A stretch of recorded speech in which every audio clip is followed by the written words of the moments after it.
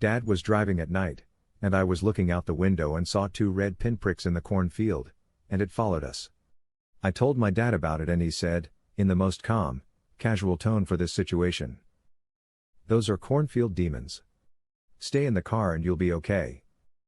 Cue me freaking the hell out when he got out of the car not too long after to check a tire before getting back in. I'm still not sure if that was an actual thing or if he was using a situation to his advantage to teach me to not do anything stupid like that at night. Either ways, it worked, and I still have no idea what those 2 pinpricks were. Whilst driving from Morelia to Ciudad Hidalgo, in Mexico, back in the 80s we had 2 ways to get to Ciudad Hidalgo, which was the National Road or the old National Road, which was called Mil Cumbres. Mil Cumbres basically means 1,000 curves. That stretch of road literally had 1,000 curves, so a lot of people would get motion sickness when on that road. One evening on our way back to my grandparents, who lived in Ciudad Hidalgo, my grandfather was driving and he loved taking Mil Cumbres because it had really nice views and he just really loved driving that road, but since we had the new National Road, not a lot of people use that road anymore, so it was kind of desolate with the exception of passing 1 or 2 little towns. It was dusk so soon that meant that being on such a desolate road in the mountains, we would be in complete darkness on the road with no many other cars on the same stretch of road. It took 2 hours to get to the town on that road, so maybe 45 minutes into the drive it had already gotten really dark, and as we were driving my grandfather started slowing down. I was sitting in the back seat because my grandmother was in the front with my grandfather, so I kind of stood over the front chairs to see why he was slowing down. That's when I saw a hog tree log blocking the road. My grandfather came to a stop and immediately started going in reverse to turn around and get out of the immediately. After we turned, my grandfather stepped on the gas pedal and I was sort of thrown back into the back seat.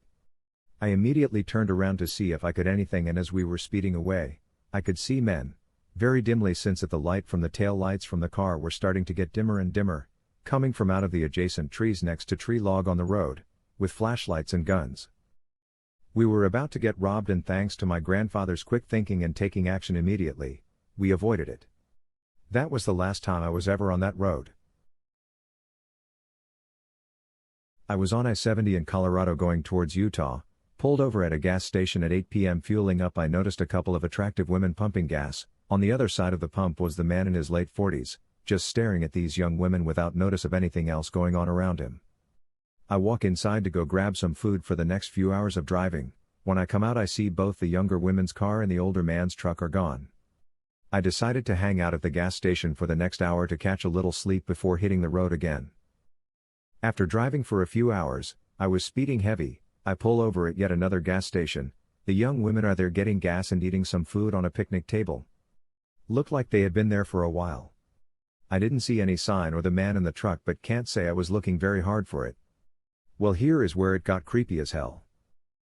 Can't say I didn't stare at them a bit. I mean, they were good-looking women. As I am watching them leave, I see in the next parking lot over some headlights turn on, and it's the same man as before.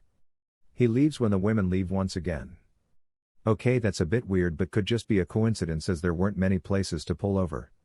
I leave a few minutes later and catch up to them. Now this guy is riding their ass with his high beams on.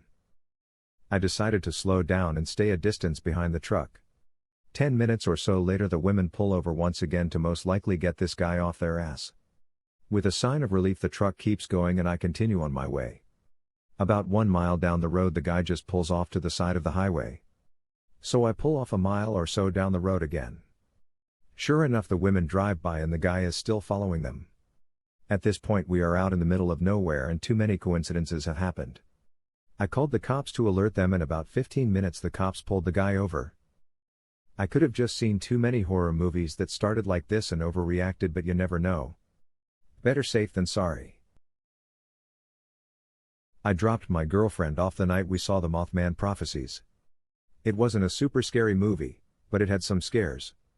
I take the interstate home. On the way, there is a curve where there aren't any lights. Just a dark stretch of interstate. As I came around the bend, there was a guy in a black trench coat walking along the side of the road. As it was about 3 a.m., I guess I started him.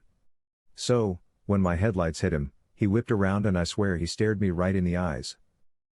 My heart jumped into my throat. The whole event lasted maybe 2 seconds tops, but it had my heart racing. Not paranormal, but definitely scary for me. I used to deliver pizza, and often had deliveries right at midnight when we closed. One time, late at night, I'm driving back to the store through a small neighborhood. Up ahead I see something. It's perfectly spherical, bright/shiny thing, just hovering about 6 feet off the ground. Not moving at all. I pull up very slowly. Still doesn't move. Still can't comprehend what I'm looking at. Just this shiny hovering orb in the road at midnight.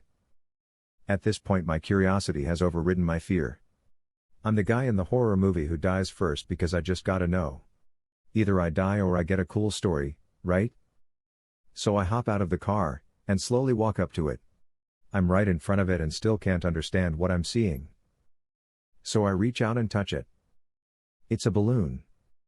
One of those foil birthday balloons with the streetlights shining on it, making it look weird out of context in the middle of the night on an empty road.